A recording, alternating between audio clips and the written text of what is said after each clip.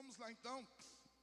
Depende para você que está chegando aqui, pastor, o que é o 30 semanas, o que significa, né? O 30 semanas é um curso que nós fazemos aqui e que ele trabalha a cura emocional, espiritual e ele é uma ferramenta fenomenal. Uma ferramenta que Deus nos deu e que tem ajudado muita gente. Eu posso testemunhar da minha própria vida o que Deus fez através dos 30 semanas. Quantas coisas que Deus mudou e Deus vai continuar mudando. A partir de março agora nós vamos dar início. Minha irmã encontrou uma moça e ela, por acaso, pegou um dos nossos livros, que é do 30 semanas. Ela estava lendo só o livro. E minha irmã, conversando, surgiu o comentário e ela falou, estou lendo o livro. E minha irmã disse, mas vai ter o curso. E ela ficou toda empolgada. Então, meu irmão, você que tem no coração dizendo assim, pastor, tem algumas áreas que eu não consigo vencer, tem algumas coisas que ainda eu luto na minha vida. A gente precisa reconhecer isso, a gente precisa buscar, porque Deus tem remédio, Deus tem cura para as nossas vidas. Amém, meus irmãos? Eu fico feliz de poder Deus nos dar essas estratégias, porque a velocidade como eu tenho visto as pessoas adoecerem emocionalmente é muito grande.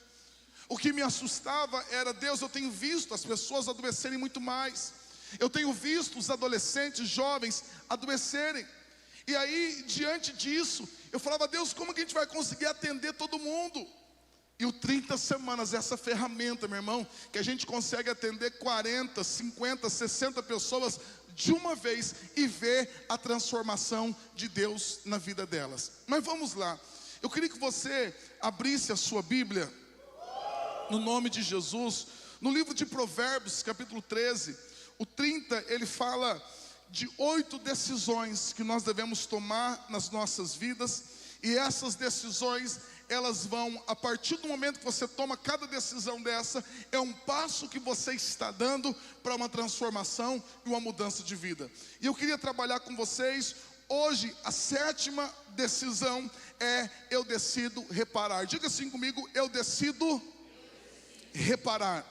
Meus irmãos, quando nós lemos a palavra de Deus, Provérbios capítulo 28, 13, diz assim, quem esconde os seus pecados não prospera, mas quem os confessa e os abandona encontra misericórdia. Olha o que a Bíblia diz, e a Bíblia é a palavra de Deus, a Bíblia é a verdade. A Bíblia está dizendo que aquele que esconde os seus pecados, ele não vai conseguir prosperar. E isso é muito importante porque existem pessoas que estão lutando na vida para ter uma conquista maior, lutando na vida para poder crescer, para ter uma família próspera, para ter um casamento próspero, para ter uma vida financeira próspera. Mas a Bíblia está dizendo que quando existem coisas dentro de mim e que eu não consigo confessar, que eu não trato, que eu não busco ajuda, isso me atrapalha de prosperar na minha vida. Eu não sei se você já teve a sensação de que tem coisas que você trabalha, você se esforça, você luta, você está ali batalhando e você fala, meu Deus, parece que tudo isso tem sido em vão. Parece que todo esse esforço, tudo aquilo que eu estou fazendo tem sido em vão. Eu não tenho visto o resultado do meu trabalho. Eu não tenho visto o resultado das minhas mãos. E você sente, porque todos nós sentimos isso, você sente que existe algo que está impedindo. Você sente que existe algo que está bloqueando aquilo na sua vida. E quando a palavra de Deus diz isso, ele diz, olha, quem esconde os seus pecados, quem esconde as suas enfermidades não prospera, mas aquele que confessa, mas não é somente confessar, mas aquele que abandona, isso significa arrependimento, encontra misericórdia. Deus quer que você se torne uma pessoa próspera. Deus quer, meu irmão. Se tem alguém que deseja muito ver você prosperando em todas as áreas, ver você crescendo em todas as áreas, você ter saúde emocional, espiritual, saúde física, se existe alguém que deseja isso, é o próprio Deus. Deus deseja isso para nós. Deus, Ele decidiu, Ele morreu naquela cruz. João 10:10 vai dizer, para que nós pudéssemos ter uma vida abundante. Esta promessa, foi sempre isso que eu questionei. Em momentos da minha vida eu disse, Deus, a tua palavra diz que o Senhor tem uma vida abundante, cadê? Porque quando eu leio a Bíblia, eu creio que essa palavra é a verdade, meu irmão. Eu creio com todo o meu coração que esta palavra é a palavra de Deus. Então se ela está sendo prometida, por que eu não vivo? E diante de perguntas assim que eu fiz para Deus, Deus foi me apontando caminhos.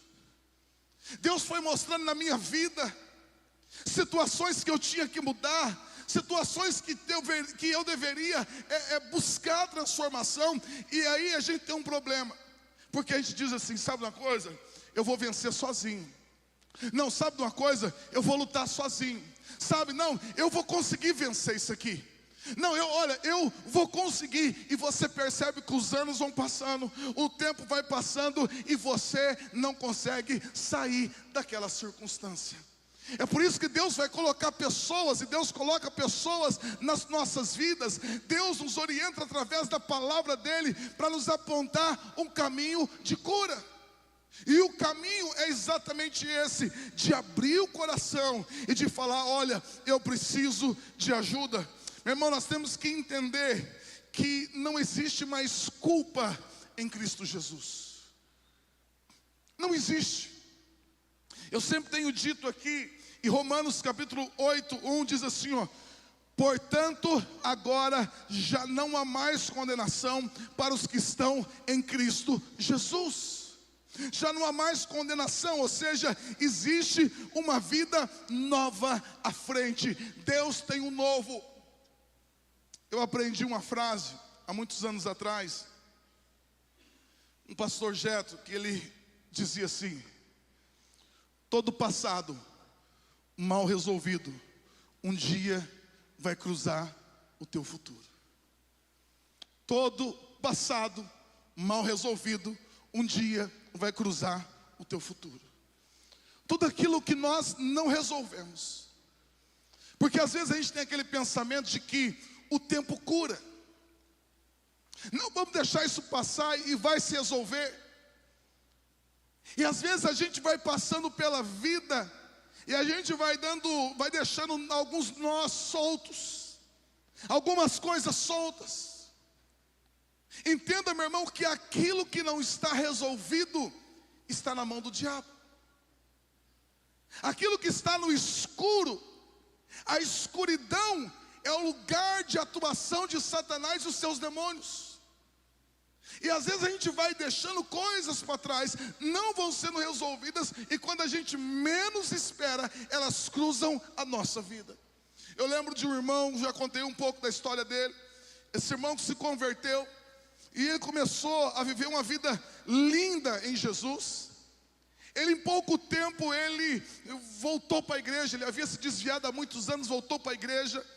Então ele começou a buscar, a orar, se tornou um líder de célula. A célula dele tinha mais de 50 pessoas. Olha que coisa maravilhosa, meu irmão. E no auge da empolgação dele, Deus abriu portas e as coisas foram acontecendo, mas ainda existia algo na vida dele que não estava resolvido.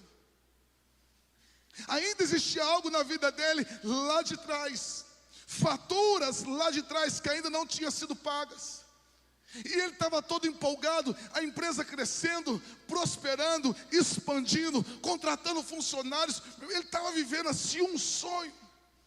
E um dia, quando ele pousa o avião, está no avião da Azul, e quando esse avião pousa em Campinas, e antes de todo mundo sair, os policiais federais entram e perguntam sobre o nome dele, e vai lá, e lá naquele lugar já algema ele, diz: você está preso. Por quê?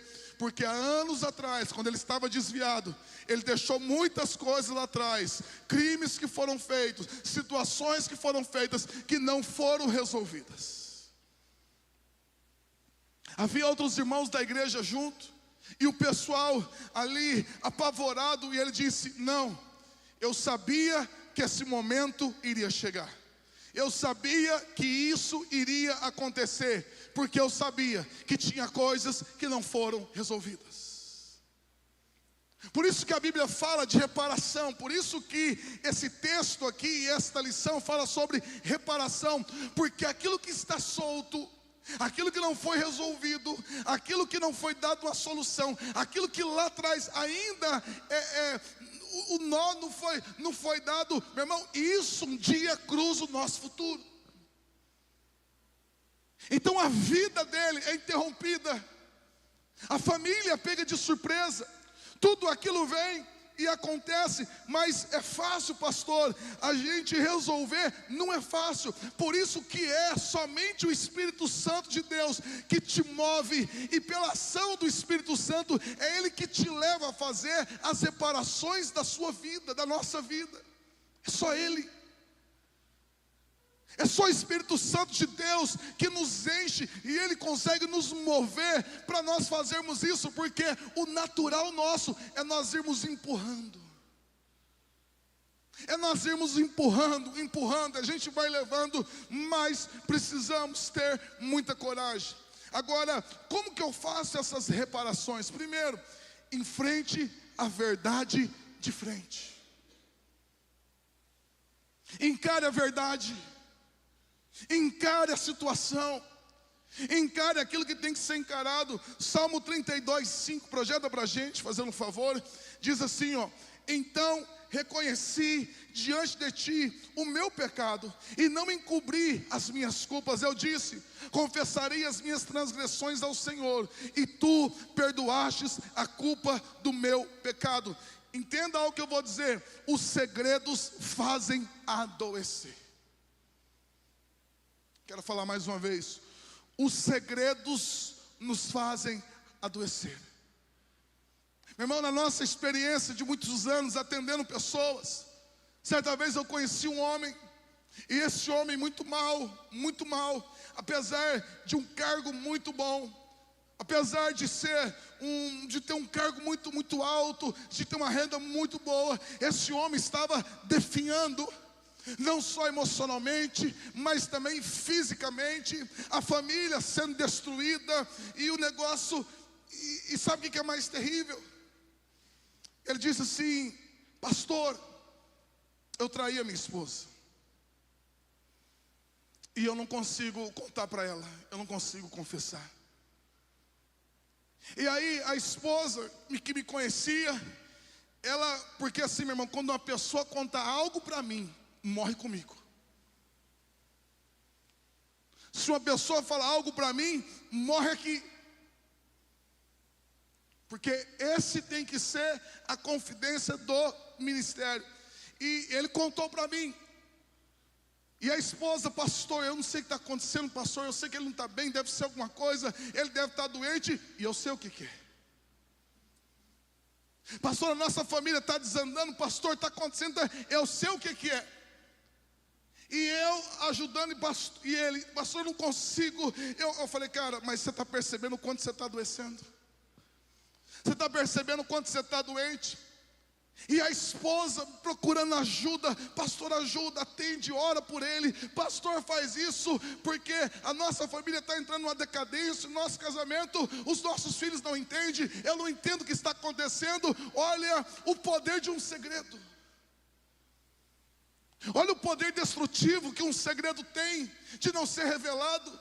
E está afundando, porque um dia, meus irmãos, a Bíblia diz que o profeta Jonas recebeu uma palavra de Deus. E a Bíblia diz que Jonas saiu da presença de Deus. A ordem de Deus é: vá para Nínive. E ele desce ao porto, e ele então pega o navio para Tarsis. E aí ele desce ao porão do navio para dormir, descansar. E aí de repente vem uma tempestade, e aqueles marinheiros não estão acostumados, era uma tempestade diferente. Eles estavam jogando as coisas ao mar para tentar aliviar o peso, para que aquele navio não afundasse. Está todo mundo apavorado. Mas qual era o grande problema? Havia um Jonas dentro do barco. Havia um Jonas que estava guardando um segredo. Havia o Jonas que estava guardando um segredo dentro do coração dele. Enquanto isso, os homens apavorados, o navio afundando, aquela situação toda, até que Jonas ele é tomado, e ele sabia que não somente ele iria morrer, mas Jonas sabia que todos daquele navio morreriam por causa dele. Então ele sobe e ele diz àqueles homens, ele diz: tudo isso que sobreveio, que está acontecendo, é por causa de mim. Eu estou em desobediência. Deus me falou algo. Essa tempestade não é Satanás. Essa tempestade não é demônios, não. Essa tempestade é porque Deus me deu uma direção e eu estou vivendo em desobediência. Ele diz: me joguem ao mar. E de repente eles pegam, Jonas se joga ao mar e a tempestade cessa. Os irmãos, quando a gente não consegue falar, quando a gente não consegue confessar, seja você um filho, seja você uma filha, seja você um esposo, seja você uma esposa, a gente vai afundando. E a única forma de nos trazer para cima, a única forma de nos trazer de volta à vida, é encarar a verdade de frente. É nós olharmos e nós falarmos assim: olha, eu preciso de mudança. Segunda coisa, pare de culpar e julgar as outras pessoas. Porque esse homem que eu conheci, apesar dele não conseguir falar para a esposa, pelo menos uma coisa ele tinha que era muito bacana. Ele dizia assim: pastor, eu tenho a plena convicção de que tudo isso é a minha culpa. É igual a Jonas. Jonas diz: eu entendo e eu tenho convicção que essa tempestade é por minha causa. Porque tem pessoa que o barco está afundando, que a situação está difícil, mas ele, para tentar tirar os olhos dele mesmo, ele começa a culpar o outro, ele começa a culpar a esposa, ou começa, e aí, não porque é o fulano, não porque é a igreja, eu vou mudar de igreja, não porque isso, porque aquilo. Uma pessoa assim não consegue viver uma transformação. Se eu vivo, meus irmãos, de culpar os outros, de apontar nos outros o erro daquilo que é meu, eu não vou conseguir mudança. Eu carrego algo comigo, que todas as vezes que um problema vem, primeira coisa que eu olho é para mim. Quando alguma situação acontece, a primeira pessoa, o primeiro lugar que eu vou buscar o erro, procurar o erro, é em mim. Senhor, me mostra. Se eu não estou vendo, me mostra.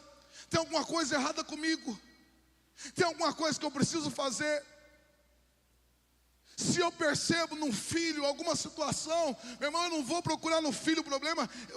Qual que é a minha falta? Aonde que eu estou falhando?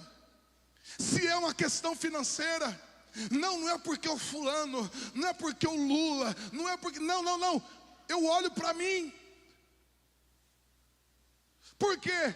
Não adianta eu procurar culpado, porque o outro eu não mudo. O único poder que eu tenho de mudar é em mim mesmo. Eu não posso tomar decisão pelos outros, eu posso tomar decisão apenas por mim mesmo. Lucas 6,37 diz assim, ó: não julguem e vocês não serão julgados, não condenem e não serão condenados, perdoem e serão perdoados. O que Jesus está dizendo aqui? Que na vida, meu irmão, se você é uma pessoa misericordiosa, quando você errar, você vai encontrar misericórdia. Irmão, tem um pastor, se chama pastor, se eu não me engano, que a gente tem que falar o nome, para você não seguir, se seguir cai fora. Se eu não me engano é Tiago Lacerda, uma coisa assim. Se eu errei, vocês me consertem. Esse pastor, ele tinha um canal de Instagram, YouTube, e ele só falava mal de igreja e de pastor. Todo mundo, ninguém para ele prestava, ninguém. Luciano Subirá não prestava, Silas Malafaia não prestava, pastor, ninguém presta para ele, é impressionante. Falava mal de todo mundo. Não, porque esse aí fala de dízimo, esse fala daquilo, esse fala daquilo outro. Aí lá naquela parte de pesquisa do Instagram, passou um vídeo dele que estava lá. E eu cliquei, porque havia uma pergunta: pastor, o que você acha de orar de madrugada? E ele responde, ele andando, falou: o negócio é o seguinte, a madrugada foi feita para você dormir. Eu durmo de madrugada e quando dá no dia, eu oro. E ele riu dessa forma. Ele diz: a madrugada foi feita para...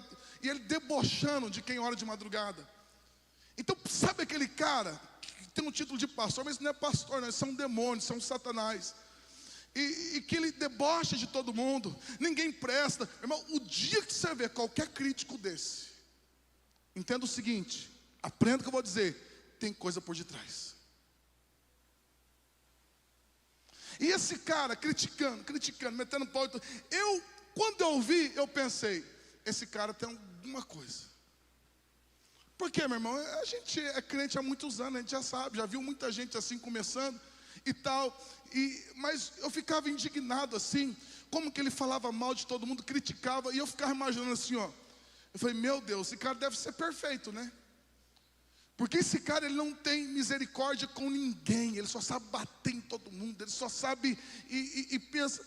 Aí, meu irmão, veio um áudio da amante que ele tinha há mais de 13 anos. A amante cansou, mandou o áudio para o Fuxico Gospel e disse: olha, sabe uma coisa? Ele foi o meu pastor de jovem quando eu era adolescente, e nós temos um caso desde aquela época, e veio à tona a voz dele. A mulher deu a cara, deu entrevista, a mulher falou.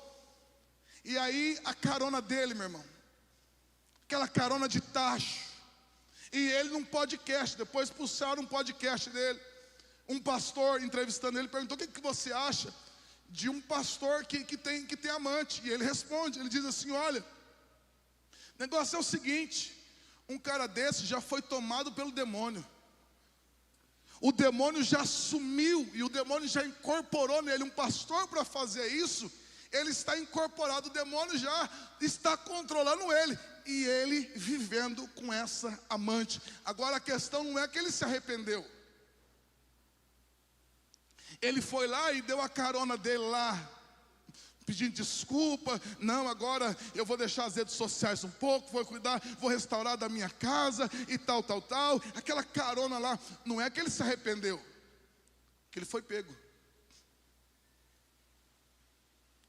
Porque se do nada ele viesse e falar: gente, eu cansei de sustentar isso, eu cansei de sustentar essa imagem, e ele de forma voluntária, ele abre o coração, é diferente, meus irmãos. Mas por que eu estou contando essa história para vocês? Porque esse cara, ele não plantou misericórdia em nenhum momento. Ninguém prestava para ele, todo pastor era porcaria para ele, todo pastor para ele era lixo, era qualquer coisa, ele tratou. Agora preste bem atenção, tem gente que é assim. Irmão, tem alguma coisa errada se o problema está com todo mundo. Eu sempre desconfio de gente que se senta para conversar com ela, tudo é o problema e ela não tem problema nenhum. Eu desconfio, meu irmão, porque só existe mudança nas nossas vidas quando nós verdadeiramente batemos no peito e nós dizemos assim: ó, eu errei, eu preciso mudar. Entenda o seguinte, meu irmão, olha aqui, uma palavra de muita sabedoria. Uma palavra de muita sabedoria para você. Deus não tem problema com o pecado. Como assim, pastor?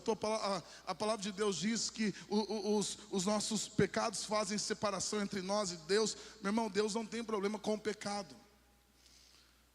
Porque os pecados que você fez e os pecados que você vai fazer ainda já estão todos pagos lá na cruz do Calvário.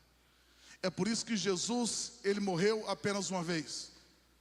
Ah, pastor, mas ele pagou por aquilo que eu fiz, o que eu vou fazer? Ele vai ter que morrer de novo. Não, todos os pecados que você já cometeu, pode ser o do mais terrível que você possa imaginar, os teus pecados já foram pagos. Os pecados que eu vou cometer, que você vai cometer, todos já estão perdoados e foram perdoados lá na cruz. Jesus derramou o sangue dele, ele comprou a nossa dívida. Você não tem mais dívida, amém, meu irmão? Mas entenda algo, porque uma coisa é perdão de pecados, outra coisa é consequência dos nossos atos. Amém? Amém, meus irmãos? Vocês conseguem entender? Porque tem muita gente que às vezes ele diz: pastor, Deus não me perdoou. Por quê? Você pediu perdão? Sim. Então por que você acha que Deus não te perdoou? Pastor, porque as coisas arruinaram. Não, Deus já perdoou. É que toda semente tem uma colheita. Infelizmente, meu irmão. Vocês estão entendendo, amém? Então, por exemplo, já falei para vocês várias vezes, o cara que está lá na penitenciária, ele matou alguém. Você crê que Jesus perdoou ele se ele pediu perdão? Sim ou não, meu irmão? Você crê que se Jesus voltar e ele pediu perdão, se arrependeu, entregou a vida dele a Jesus, ele vai estar no céu? Mas ele vai estar solto? Não. Por que ele não vai estar solto? Porque uma coisa é o perdão. Então preste atenção, ele matou, ele tirou uma vida, a pessoa morreu por causa dele, ele está lá na cadeia, ele vai para o céu se ele entregou a vida dele a Jesus, se ele confessou Jesus como seu Senhor e Salvador. Só que se Jesus voltar agora, a gente vai daqui para o céu. O cara vai da cadeia para o céu. Não, mas por que Deus não tira ele de lá? Porque Deus não pode tirar a consequência. Estão entendendo? A gente tem que falar devagar, explicar, por sabedoria. Marcinho trabalha na penitenciária, Danilo. Tem pastores lá dentro, não tem? Crentes mesmo, não tem, Marcinho? Tem gente crente lá dentro mesmo, não tem? Gente que ora toda madrugada, que se converteram, que está lá. Tem aí na penitenciária de vocês? Porque eu já ouvi muita história de gente que realmente, meu irmão, gente que levanta toda madrugada, que ora, e que busca, e que jejua. Lá, tem ou não tem? Mas está pagando um preço. Pela dívida, pela consequência do pecado que cometeu. Então nós devemos entender, meu irmão, primeiro, que Deus é aquele que nos perdoa. Por isso, todos nós erramos e falhamos. Por isso que nós não devemos julgar pessoas. Ô pastor, mas você acabou de julgar um pastor desse? Meu irmão, por quê? A Bíblia diz que a quem muito é dado, muito será cobrado. A própria Bíblia diz isso. Há mais julgamento, para quem sabe mais, o julgamento é maior. Para quem tem conhecimento, o julgamento é maior, o juízo é maior. E por que eu falo aqui? Porque isso tem que servir de um modelo para nós. Então Deus é aquele que nos perdoa. Agora eu quero dizer para você, aceite o perdão definitivo de Deus. Porque existem pessoas que Deus perdoou. Pastor, eu posso ter cometido o pior pecado. Talvez alguém aqui já até abusou de alguma criança. Isso é terrível, meus irmãos. Mas eu quero dizer para você que o sangue de Jesus tem poder de perdoar a vida e a história dele. Talvez para você é difícil. Talvez para mim, para você é difícil entender. Meu irmão, vou ser bem sincero para você. Se eu conheço alguém, estou sendo sincero, abrindo o coração para vocês. Se eu conheço alguém que abusou de crianças, e de repente ele diz: eu me converti, e de repente se converteu, entregou mesmo a vida dele a Jesus. Por mais que ele se converteu, eu ainda não deixaria os meus filhos com ele. Pastor, mas, meu irmão, esta infelizmente é a colheita que talvez a pessoa vai fazer pelo resto da vida dela. Vocês estão entendendo, meus irmãos? Pastor, mas você falou que Deus perdoa. Perdoa. Mas eu não queria que ele ficasse sozinho com os meus filhos. Pastor, mas você está condenando. Se você é diferente, meu irmão, glória a Deus. Se você pulou essa etapa, eu não consegui ainda. Se vocês estão conseguindo entender, eu tô querendo trazer luz para vocês, meus irmãos. Uma coisa é o perdão de Deus, mas existem sementes, existem, na verdade, colheitas, que a gente vai conviver com elas a vida toda. Como uma mãe esses dias, num domingo, enquanto nós estávamos no culto, ela embriagada, perdeu o controle do carro, e a filhinha de 6 anos morreu. Essa mãe vai ter que conviver com isso. Depois disso ela já teve 3 tentativas de suicídio. Mas essa mãe vai ter que conviver com isso a vida toda. Infelizmente. Pastor, se ela pediu perdão, Deus perdoou na mesma hora. Pastor, se ela de repente morrer, ela vai para o céu. Se ela se arrependeu, entregou a vida dela a Jesus. Por isso, meus irmãos, que a gente fala de reparação. Agora, quando que a reparação, ela se torna poderosa? Porque a gente não pode apenas nos dizer, eu arrependi.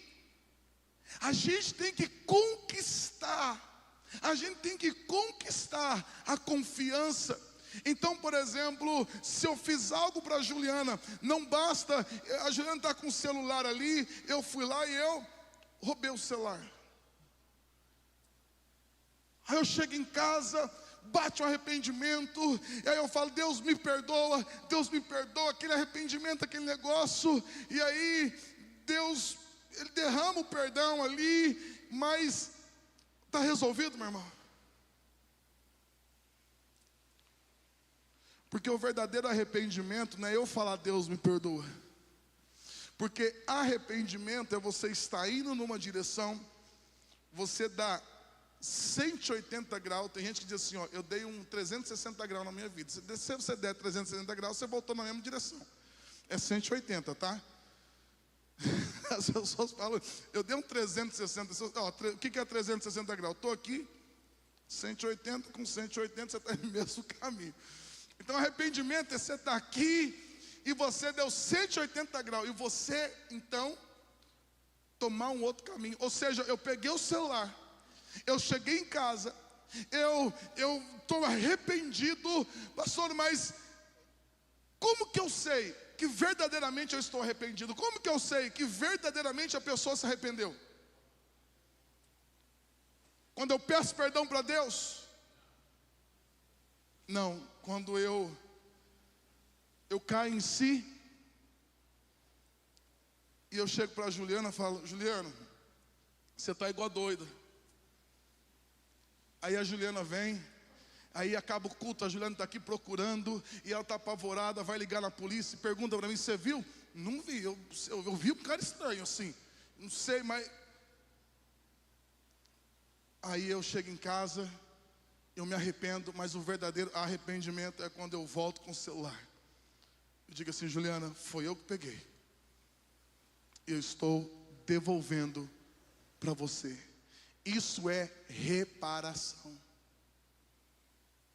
A reparação, meu irmão, não é somente eu falar com a minha boca, eu declarar apenas algo.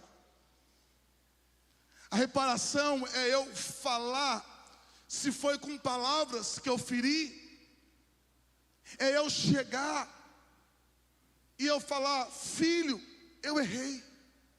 Porque a Bíblia conta a história do filho pródigo lá em Lucas capítulo 15. E quando o filho pródigo volta, a primeira coisa que ele fala é, pai, eu pequei contra ti e com os céus, e contra os céus. Então ele fala, para quem que ele fala? Para o pai. Porque ele sabia que ele havia desonrado o pai. Então, meu irmão, arrependimento não é apenas eu orar para Deus, mas arrependimento é eu voltar para aquele lugar, e diante daquele lugar eu falar, olha, eu errei. É nisso que se cumpre a palavra de Deus, que diz que aquele que se arrepende e deixa, alcança misericórdia. Então Então, quando nós estamos falando de reparação, reparação é exatamente isso. É eu falar para Juliana, se eu magoei ela, eu chegar e falar: Juliana, me perdoe por isso. É nesse momento da reparação que entra a misericórdia de Deus. É nesse momento da humilhação que Deus entra em ação. A pessoa pensa assim: pastor, esse homem que eu atendi há um tempo atrás, alguns anos atrás, e que ele estava naquela luta, e olha, meu irmão, que interessante o engano que Satanás traz. Ele disse assim: pastor, eu já pensei em confessar, mas veio algo na minha mente, de que se eu confessasse, era isso que o diabo queria, então por isso que eu não confessei.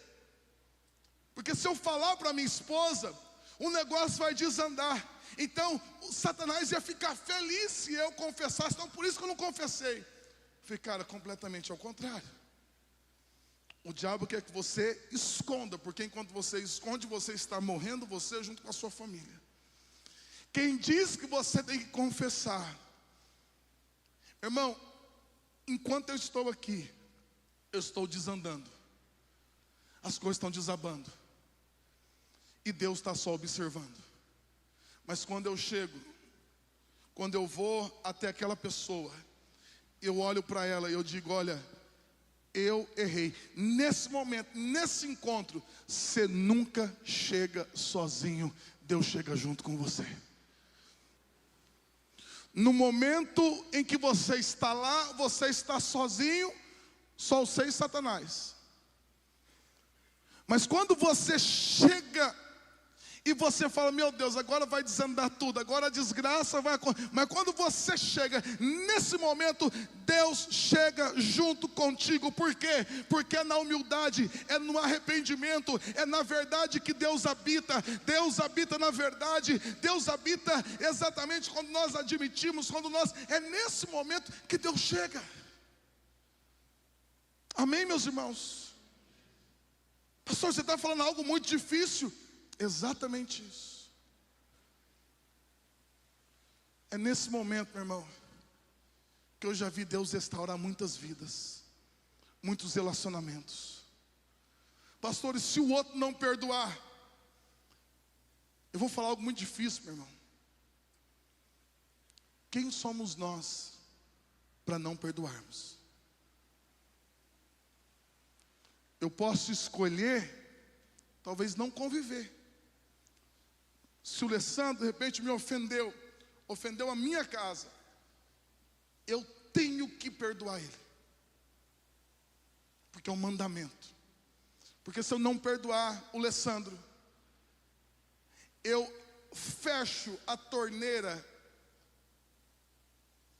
do perdão de Deus sobre a minha vida. Se eu digo não te perdoo, automaticamente eu fecho a válvula do perdão de Deus. Então, se eu pecava, eu ia diante de Deus e falava: Deus, perdão.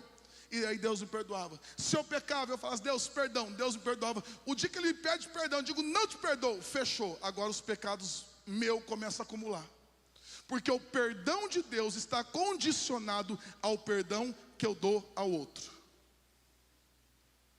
Pastor, isso é injusto. Se vira com Deus.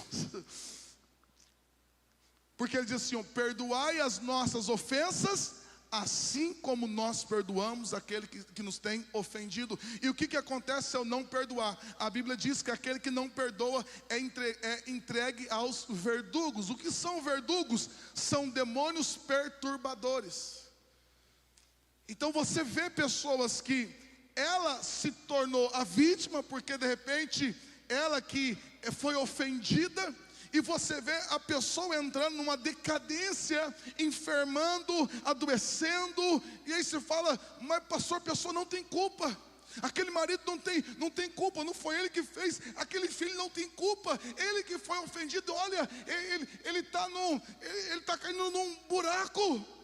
Mas por que aconteceu isso? Porque ele fechou o caminho do perdão. Então o Alessandro me ofendeu, eu tenho que dizer assim: ó, Alessandro, cara, tá perdoado. Mas dependendo, meu irmão, do nível que foi isso, se foi algo que me pôs em risco, a minha casa, que foi, eu posso fazer uma escolha de dizer assim, ó, cara, se eu tiver caído na rua, eu vou te ajudar. Se você precisar da minha ajuda, eu vou, mas eu queria não continuar mais esse relacionamento. Eu também posso. Estão entendendo? Amém, meus irmãos? Amém, meus irmãos? Por isso que o caminho do arrependimento, da reparação, ele é cheio de muitas dúvidas. Que você diz assim, ó, pastor, o que vai acontecer? Eu não sei, mas vou falar da minha experiência. Em todos os casos onde houve arrependimento, houve quebrantamento e houve pedido de perdão, Deus entrou no meio e Deus reverteu a história. Porque o texto diz, a palavra de Deus diz que aquele que se arrepende deixa, esse encontra misericórdia. Então é no perdão que Deus restaura. E Deus, meu irmão, a glória da segunda casa, ela pode ser muito maior do que a primeira. O nosso Deus é um Deus de uma nova história. O Deus que nós servimos é um Deus do novo. Então Deus pode fazer novo. Um dia Pedro havia pecado, Pedro havia negado Jesus, Pedro havia tomado a pior decisão. Pedro, ele não se perdoava. Pedro volta a pescar, mas um dia Jesus chega até Pedro e diz, Pedro, você me ama? Ele diz, amo, então apacenta os meus cordeirinhos. Pedro, tu me amas? Amo, então apacenta as minhas ovelhas. Pedro, tu me ama? Ele diz, tu sabes. Então o que Jesus está dizendo? Pedro, você errou, mas eu já te perdoei. Então vamos levantar, porque ainda eu tenho uma história para você. Vamos se levantar, porque ainda através da sua vida milhares de pessoas serão salvas. Meu irmão, se você está aqui, algum momento você errou, você falhou. Deus não é aquele que nos joga no lixo. Deus não é aquele que não quer mais saber de nós. O Deus que nós servimos, Ele já pagou o preço pelo seu pecado, e Ele pode te levantar, e Ele pode fazer muito mais na tua vida do que você já sonhou ou imaginou. Você pode aplaudir a Ele nessa noite.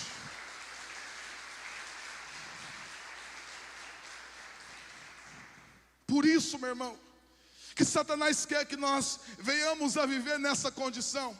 Porque Deus é aquele que se levanta, Deus é aquele que nos perdoa. Por isso perdoe a si mesmo. Eu não sei qual é o teu erro, eu não sei qual foi a tua falha, mas eu sei de uma coisa: o sangue de Jesus cobre todo o pecado. O sangue de Jesus, por pior que você acha que foi o teu erro, o sangue de Jesus já cobriu esse pecado. Nós servimos um Deus restaurador.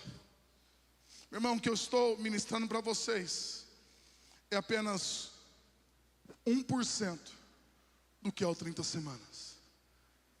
1% desse caminho que Deus está te chamando para você viver, um caminho de restauração, o caminho de uma nova história. E eu declaro, irmão, no nome de Jesus, eu declaro sobre a tua vida, eu declaro sobre você, que Deus tem coisas grandiosas e poderosas para a tua vida. Eu creio no nome de Jesus. Eu creio.